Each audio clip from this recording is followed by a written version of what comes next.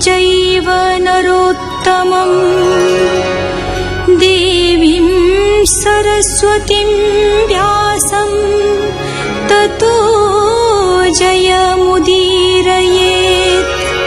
मूकं करोति वाचालं पङ्गुं लङ्घयति गिरिं यत्कृपातमहं वन्दे परमानन्दमाधवम्।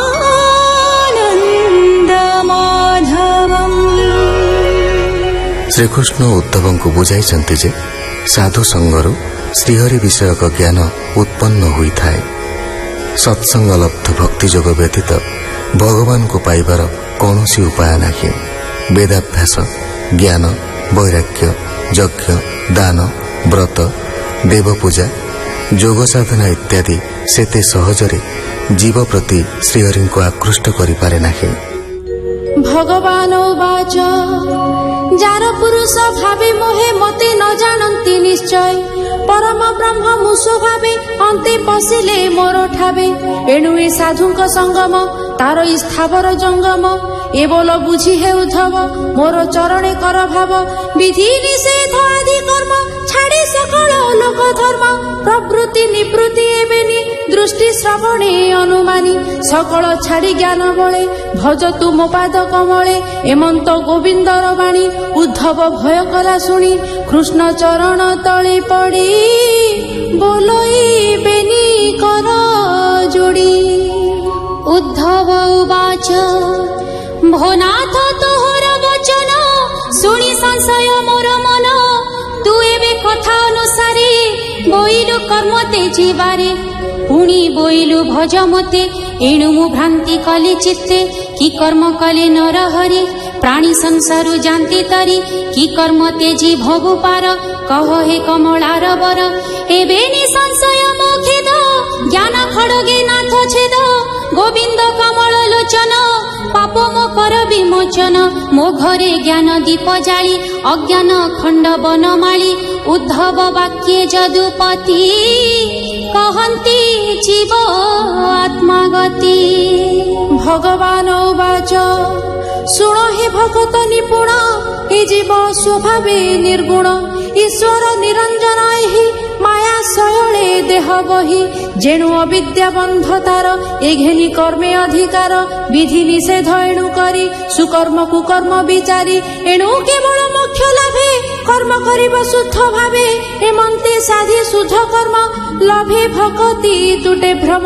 भक्ति उपजीव जेबे छाड़िब सर्व कर्म तेबे ए भावे थिले हे उद्धव कर्म लक्षित शुभाशुभ जीवर नुहई बंधन कहिले यशोदानंदन। एबे तू शुण मो विचार जीव आत्मार मुख्य द्वार ए जीव आत्मा महेश्वर सूक्ष्म निर्मल निराकार पुराण पुरुष ए आदि देहे प्रकाशे चक्र भेदी। प्रथम चक्र सूक्ष्म रूप द्वितीय प्रकाशे अल्प तहु अधिक मणिपुरे प्रकाशे अनाहत द्वारे। मृणाल सूत्र मार्गे ज्योति ध्यान अभ्यासे जहा चिंती चक्र पवन महाबली मन पवन संगे तोली विशुद्ध चक्र रंध्र देशे आसन दृढ़ बंध पासे प्राण को ब्रह्म रंध्रे थोई निश्चल ध्याने मन दे। तेबे तू देखिबु साक्षाते आत्मार रूप दृष्टि मात्रे अग्नि जे सनी थाए शून्य केवल उष्म अनुमाने लौह पाषाण घरषण संजोगे उठे अग्निकण जत्ने समिध देले तही स्वभावे शिखा प्रकाशई पुणी पाइले घृतधार जलई अति बलियार ए रूपे आत्मा सूक्ष्म वाणी वेद वचने परिमाणी। शेषड़ चक्र भेदी स्फुरे शब्द द्वादश प्रकारे ए अनाहत पुरे स्थिति जीव आत्मार तत्वगति ए जीव सृष्टि प्रकरणे जे एकादश इंद्रिय गणे के ज्ञान मार्गरे संचरे के कर्म पथरे प्रचरे मन संकल्पे बुद्धि चिंती जे अभिमाने अहंकृति रज तमस सत्व गुण मायार विकार ए पुण। उद्धवी कहिले श्रीपति जान तू एही रूपे चिंती से नित्य सनातन हरि अनंत शक्ति अछि धरी प्रथमे एक रूप तार ଅନାଦି ଅବ୍ୟକ୍ତ ଈଶ୍ୱର ସେ ନିଜ ଶକ୍ତି ଭାବ ବଳେ ଅଶେଷ ରୂପ ଏ ଶୟଳେ ପ୍ରକାଶ କରି ନିଜ ଶକ୍ତି ମାୟା ସଂଯୋଗେ ନାନା ମୂର୍ତ୍ତି ସେ ଯେବେ ରଜଗୁଣେ ମିଶେ ତାତହୁ ସଂସାର ପ୍ରକାଶେ ସୃଷ୍ଟି ପାଳଇ ଶକ୍ତି ମିଶି ତାମସ ଗୁଣେ ତାହା ନାସି ଈଶ୍ୱର ମାୟା ଲୀଳା କରି ଖେଳଇ ଜଗତ ଆବରି ସେ ଏକ ରୂପ ଭଗବାନ ତାତହୁ ସୃଷ୍ଟି ନୁହେଁ ଭିନ୍ନ ସୂତ୍ରେ ପାଷାଣ ଗୁନ୍ଥି ଯେହ୍ନେ ସୂତ୍ରେ ବସନ ଅନୁମାନେ ଏ ରୂପେ ଜଗତ ଗ୍ରନ୍ଥନ ଅନ୍ତର ବାହ୍ୟ ଭଗବାନ ଅନାଦି ଅରୂପ ପ୍ରତ୍ୟକ୍ଷ ସଂସାର ରୂପ କଳ୍ପ ବୃକ୍ଷ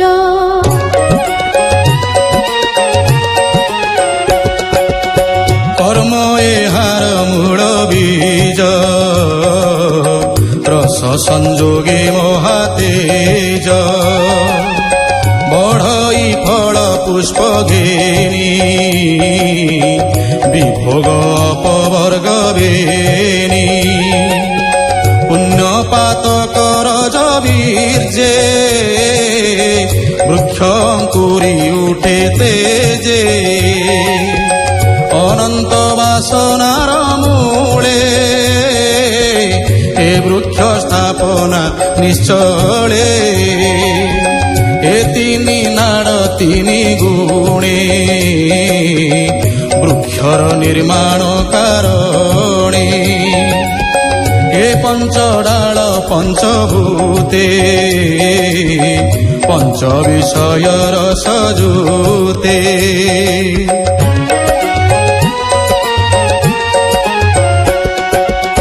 শাখা সমূহ ইন্দ্রিগণে এ নিত্যে থান্তি মায়া বণে উপরে বেনি পক্ষী নিত্যে বসন্তি রক্ষা ভোগর্থে বাত পিত যে কফ ঘেনি বৃক্ষর বড়কড় এ তিনি যে সুখ দুঃখ বেনি ফলে পক্ষীয়ে ভুঞ্জন্তি তা বলে লতা বেষ্টিতে তরু ক্ষীণ কল্পে পর্যন্তে তা জীবন যাবত চন্দ্র সূর্য দিশে তাবত এ বৃক্ষ প্রকাশে